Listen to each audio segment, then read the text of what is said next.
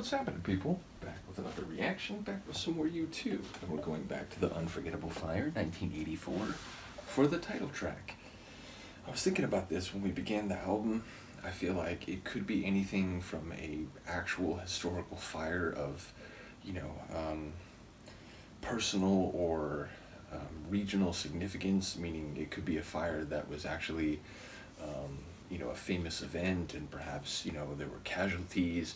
I feel like it could be a fire that is significant on a much more personal scale, meaning not one that people would remember, maybe not even one that caused any significant damage, but perhaps appeared in a certain way or, was visually enrapturing. So I wonder what made it unforgettable. I wonder, again, what scale we're talking about. And I suppose there could be a historical reference, an actual fire that took place, but it's presented from the point of view of an individual, so you're getting like a very specific narrative as it relates to that historical topic. It could be an episode created for a narrative in the song, but either way, to say something is unforgettable is to say that it had some characteristic or quality that left an indelible impact on someone's mind, and something that will never go away, no matter how much they age or how much time passes, how much temporal distance between the fire and reflection or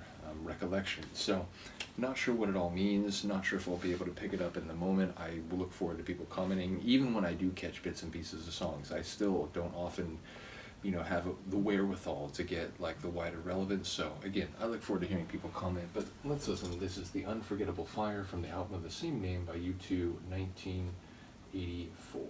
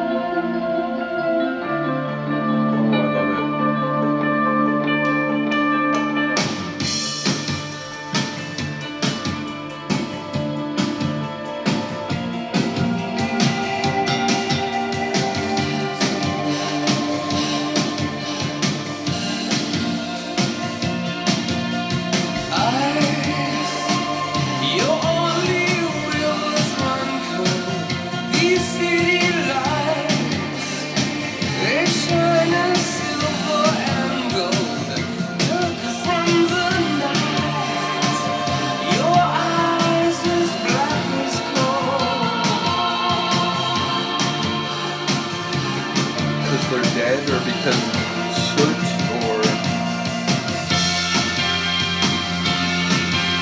an emotion. Walk on through, roll to your own, and don't look back, for here I am.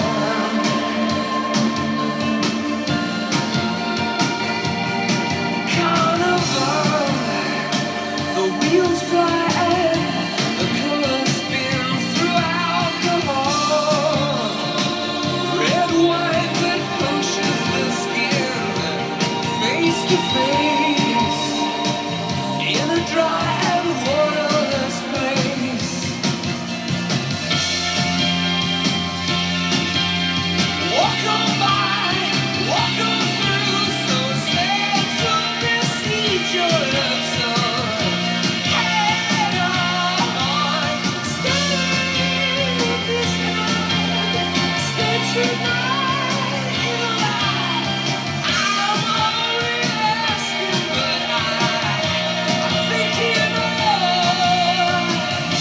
Lyrical flavor, vocal flavor. Come on, take me away. Come on, take me home.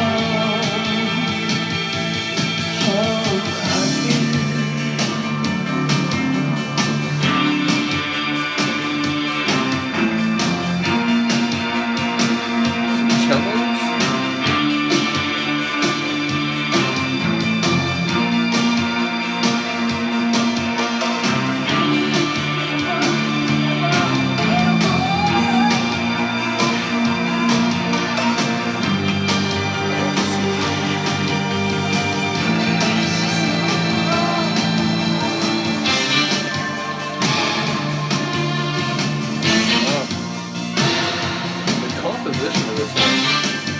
not sure what it's about, but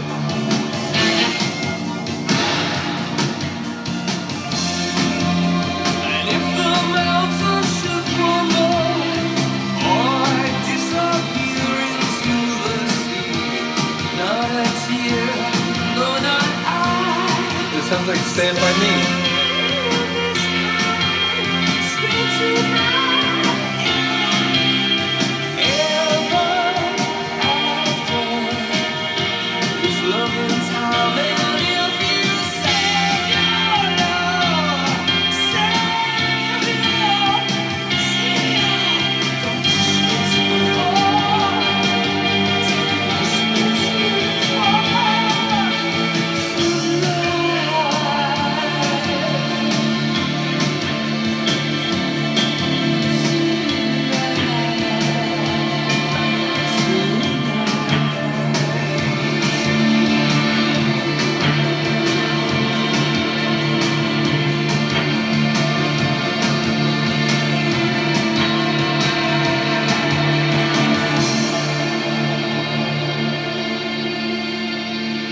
What a tune. Sonically. I can't.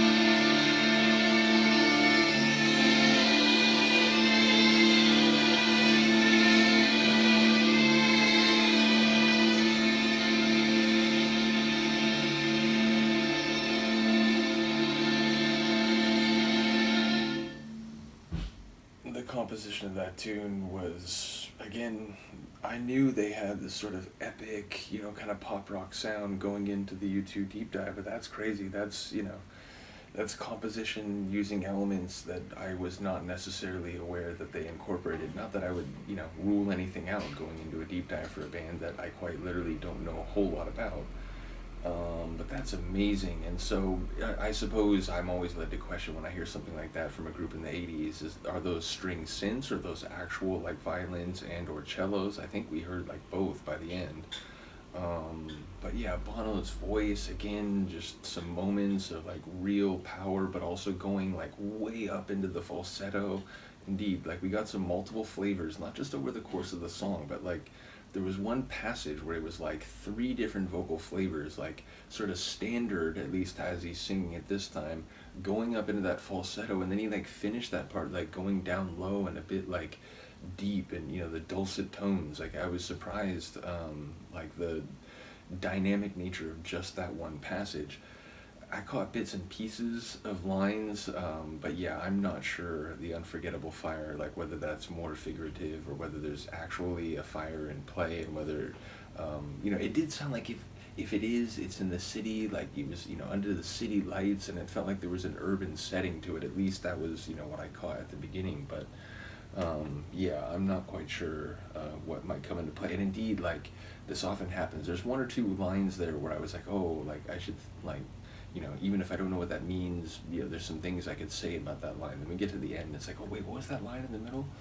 So, yeah, I don't remember in the moment what else I was going to say. There was, like, one other passage that caught my ear, but it was, again, like, partial. I just heard a few words in it, so.